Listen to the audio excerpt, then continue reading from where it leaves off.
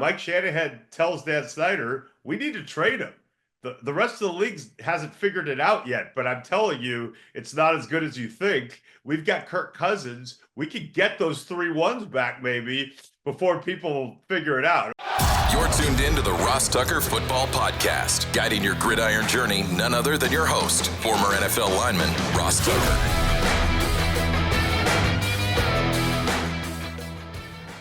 Oh, yeah, it is. But it's not just any Ross Tucker Football Podcast. It is a Tucker Tuesday, presented, of course, by DraftKings. Why, you may be asking? Is it a Tucker Tuesday and not a Power Rankings Tuesday? Because we had to call a bit of an audible. One of the cool things about having me as your favorite podcast host is I get to call all kinds of games. One of the bad things, sometimes the Wi-Fi in the hotel is just not up to snuff. So we had a great interview with Mike Silver late last week. He wrote a book about Shanahan and the Shanahan tree. So we're going to get to that interview. We're going to have that on Wednesday. Instead, it'll be today. We'll do a Power Rankings Wednesday. So you'll get a chance to hear Mike Silver's interview after you hear my breakdown of the Monday Night Football game that I was in the booth for with Kevin Harlan, which is going to be presented, of course, by Labatt. Drink some Labatt Blue Lights with your friends and live life to the power of we. Always enjoy responsibly. Beer, Labatt USA, Buffalo, New York. Let's break down this game. It's Big Show time. The Big Show. All right, I am wrapping up the Monday Night Football game with the man, Kevin Harlan, by the way. Mr. Thick Pick right there. Listen, here's the deal.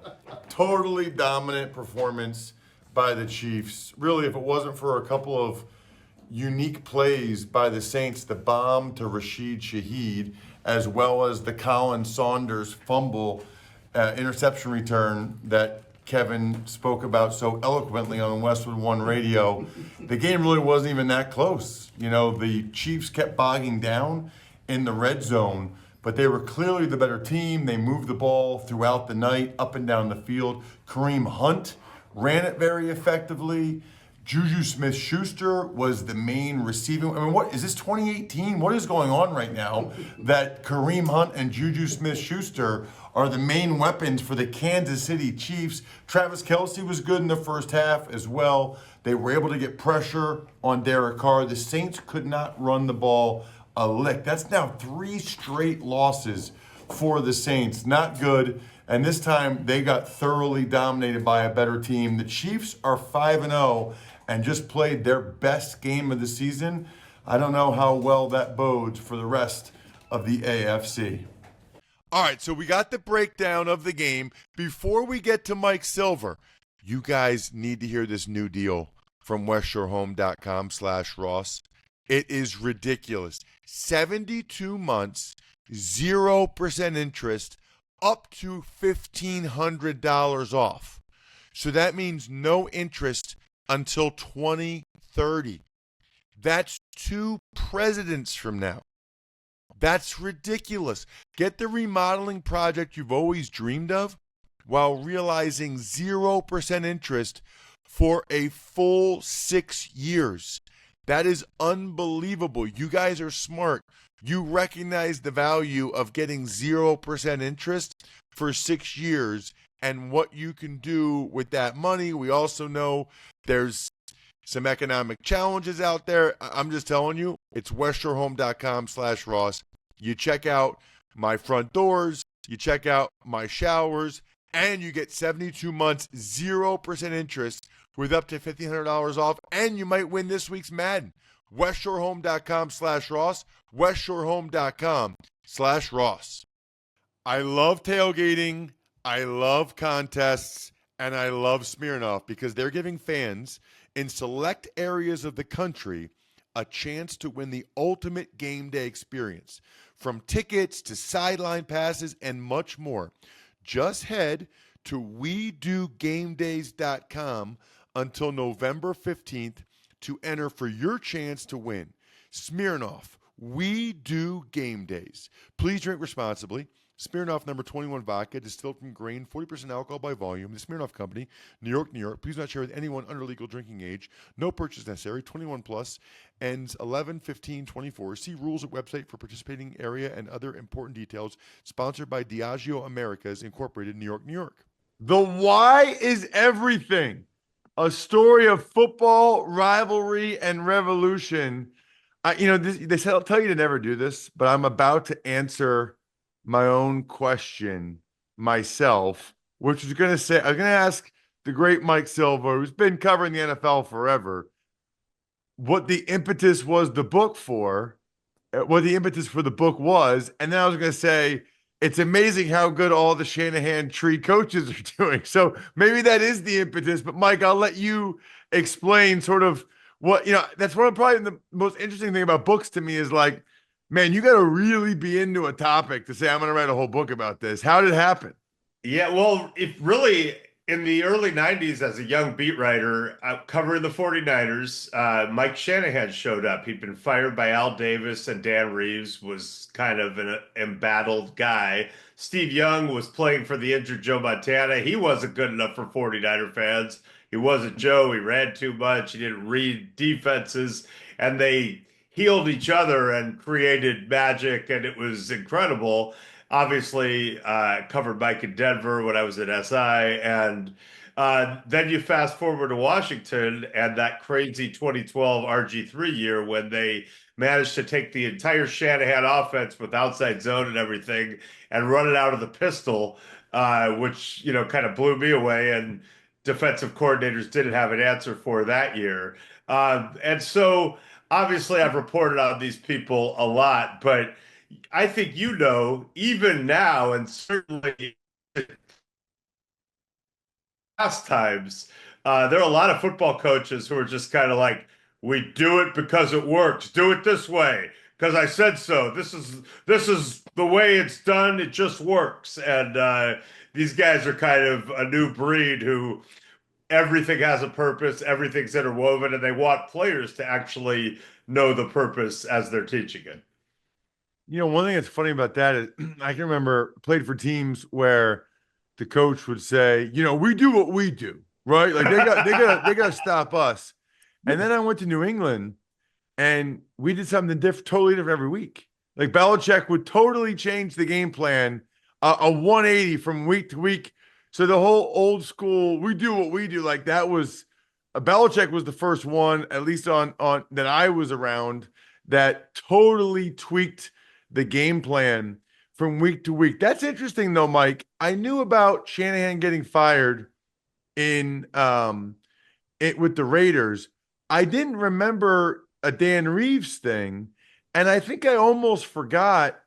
I knew he was in San Francisco, but I didn't know that he and Steve Young are the ones that made the magic together. And then I'm assuming that's how he got the Denver head job. Walk me through whatever happened with Shanahan and Reeves, and then Shanahan, San Francisco, and then Shanahan getting the head job in Denver. He was a hot young assistant in Denver. He left to become the very young head coach of the LA Raiders. And kind of what happened to Lane Kiffin happened to Mike Shanahan. He didn't last long. He clashed with Al Davis, and he was fired early in the season and went back to Denver, which seemed to be a good move because he had a great relationship with Elway, but ultimately was fired by Dan Reeves, who accused him of insubordination, which is a brutal charge. And Dan Reeves was basically saying, you and Elway are running your own stuff without my approval, which is kind of a strong accusation. But he was an embattled guy. Mike Holmgren had just left the 49ers to coach the Packers. He succeeded Walsh, of course, in running that offense. And Mike Shanahan was kind of an interesting hire for George Seifert.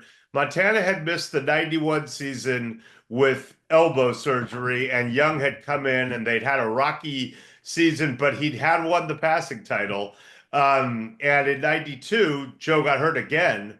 Young won MVP. They were incredible. They lost consecutive NFC championship games to those great Cowboy teams. And then finally in the 94 season, they won the Super Bowl huge over the Chargers. Young threw 6 touchdown passes, a record, and Shanahan that night at the victory party or early the next morning got hired to go back and coach the Broncos. There's some funny moments in the book where Mike Shanahan tells Steve Young, "You're going to throw 8 touchdown passes in this game." The record was 5 by Montana, and a lot of that's just kind of how Mike Shanahan was. So he throws his sixth. They're up by 30 points. Seifert takes him out. He's on the sidelines. He's having this incredible moment, where the monkey's off his back. He's finally good enough for the 49er fans. He's going to be a first ballot Hall of Famer. He's going to be a champion. And he picks up the phone, and Shanahan is upstairs going, "What are you doing? Get back in the game. I said we're throwing 8." And Steve's like, "Mike," and he's like, "We're throwing 8." And so Steve Young says, "If you want to throw 6 touchdown passes in a Super Bowl, go for 8. That's the secret." I love that. It's funny too, Mike. Gosh, there's so many stories I could ask you about. I guess before I get too far into the other coaches, I did want to ask you about the RG3 year, because my perception, and nobody really wanted to say this that year, but my perception was that it was like the first year, the first time anybody in the NFL had brought in like the RPO game, and that RG3 was so familiar with from college, and that a big reason for his success that year was that the D coordinators really just didn't know how to stop it. They hadn't had the experience with it like the college guys did. Everybody thought, "Oh, that's just a college thing." And it just felt like guys were wide open. When RG3 would pull the ball, there was nobody there. It was like they were way ahead of everybody that year. I can't wait till you read this chapter because you're going to dig into it. But first of all, they had a play called drift, a simple passing concept where he would basically pull the ball on his own read, turn his back, turn back, and throw blindly, essentially to where the linebackers would have been, but of course had come up to stop the potential zone read run to him or Alfred Morris. And it gained over 1,000 yards. I think over a third of their passing yards that season were just off drift. Coordinators were not adjusting. And, they watched film. There'd been a little film they could watch, Tebow, Cam, but it wasn't really the same. And then they watched a lot of Baylor film and stuff from college. And in taking their offense and transporting it into the pistol, there were all these weird problems because you had people blocking the wrong way, right? Like they had to create a whole new series they called the 50 series because the odd numbers and the even numbers weren't matching up because of where the running back was on one side. So you're faking the handoff, then he would go one side, but you actually have to block it the other way, potentially for the quarterback going the other. And, I just the way they thought about it was so cool in that instead of saying what coaches had done is said, "Well, we're gonna figure out a way to get this guy into our system and teach him how to run it." And they were just like, "That's not gonna work. He's never done any of this. Let's just change our system in a radical way, but that kind of makes sense to us and see if it works." And so, there are a lot of little dominoes that had to fall there. They had a chance at Peyton Manning that fell through because that trade was made when Mike Shanahan and Kyle were on a plane or on 2 separate planes. And you just, back then they said it also gave them a chance to, practice against defensive wrinkles every week because teams were now trying to figure out how to defend it. And in the past, only Belichick, as you said, would really change up his defenses from week to week. And back then, defenses didn't change that much. And it kind of gave them practice having to prepare for a new defense every week. RG3, he didn't really get how much he was benefiting from the scheme, did he? I mean, he's 22. He won the Heisman. He probably just thought, I'm just this good. Like, did he get it? Because I know the next year they like clashed or whatever, or maybe because they played him when he was hurt. I can't remember exactly, but it just seemed to me like he didn't really understand how much he was benefiting from being in that offense. Well, I think, in fairness to him, his father and Dan Snyder, the owner, were absolutely fueling this belief that he's not just a running quarterback, he's a pocket passer, he's traditional. That's what it's going to evolve to. And whereas Mike and Kyle, his offensive coordinator, didn't see it that way, at least at that time. And so, in that season, they had that great run to get to win the division and go to the playoffs. But in the middle of that, Robert gets hurt late in the game against the Ravens. The next week they go to Cleveland. He can't play with a knee injury. Kirk Cousins comes in. They run the more traditional Shanahan offense with the outside zone and the boots. And Kirk Cousins who was drafted the same year in the fourth round, which was a Kyle Shanahan, inspired pick, lights it up. And now imagine this scene in the post-game locker room in Cleveland. They just won. Uh, Dan Snyder goes barging into the locker room, practically steps over Kirk Cousins, who just had this great game, to get to Robert Griffin next to him to assure him, don't worry, you're my guy. You're the franchise quarterback. And that's kind of awkward. Then you have Robert Griffin's dad, RG2, presumably. Somehow he's in the locker room coming at Shanahan going, how come why did you run all those plays for Kirk Cousins that you don't run for Robert? And why didn't you call any runs? And Mike had to explain to him, like, well, those boots you could run on. He just chose to throw it. And, Robert rushed back, certainly because of his insecurity after that game, and may or may not have contributed to what ultimately we saw in the playoffs with the knee injury. And then there's a fascinating scene in the book where after that season, he's the rookie of the year. He beat out Russell Wilson and Andrew Luck. He's a presumed superstar, and they traded 3 1s plus to come up and get him. Mike Shanahan tells Dan Snyder, we need to trade him.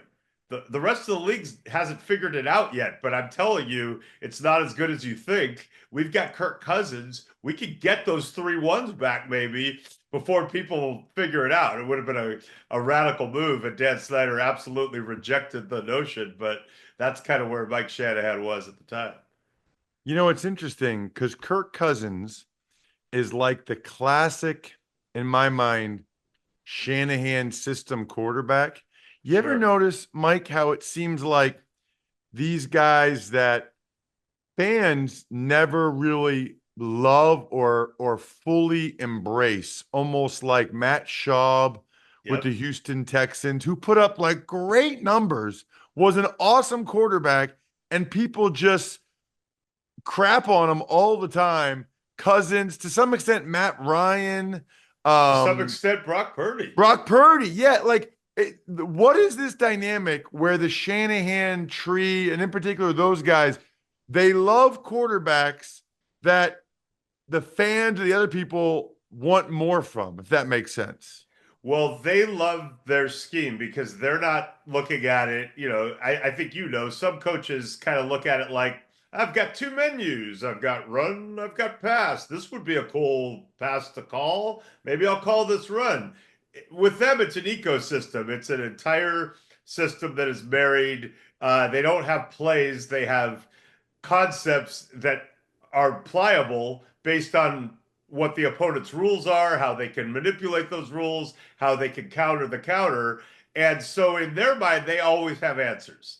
No matter what, their scheme is the answer. So if you just go through the progressions like I coach you, and you run my scheme, and you throw it where it's supposed to go, we will succeed, is kind of their, belief for the most part. And I'm talking about LaFleur, McVay, Mike McDaniel, and Raheem Morris, who has been on the offensive side, but obviously made his bones on the defensive side. That's kind of the vibe. But, certainly if a quarterback can also do exceptional things within that, that's cool. Purdy's such an interesting case because I was doing this book. I spent a bunch of time with Mike Shanahan in, May and June of 2022, and he had seen some OTA tapes and minicamp tapes. And I would ask him about Trey Lance, and he kept talking about Brock Purdy. And I'm like, yeah, the guy they took at 262, I'm sure he's a real, I'm sure he's going to be the guy. But Mike Shanahan, who I've known for a long time, was increasingly high on him. And then the day before the regular season opener, I went to visit him at his hotel room in Chicago, and we were talking about Trey Lance. And he said to me, he brought it back to Purdy, and he said, when you have a guy like that, you don't let him out of your building. And I was kind of like, whoa. And, I don't think Kyle thought of it that way yet, because let's face it, if he had, he probably would have drafted him a lot higher. But Mike was on that. And, there's been a stigma about Kyle that certain types of quarterbacks he clashes with and doesn't like, and they tend to be more mobile, from Donovan McNabb to RG3 to Johnny Manziel.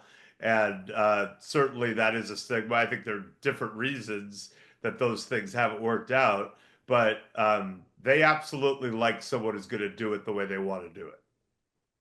What is the why is everything? Like, why is that the title of the book? What does that mean? I'm so glad you brought it up. It's nice. Look at the copy very of the big. book everybody needs to buy. The why is everything. Pre-order link all over my bio. Comes out October 1st. Amazon, anywhere you get your books.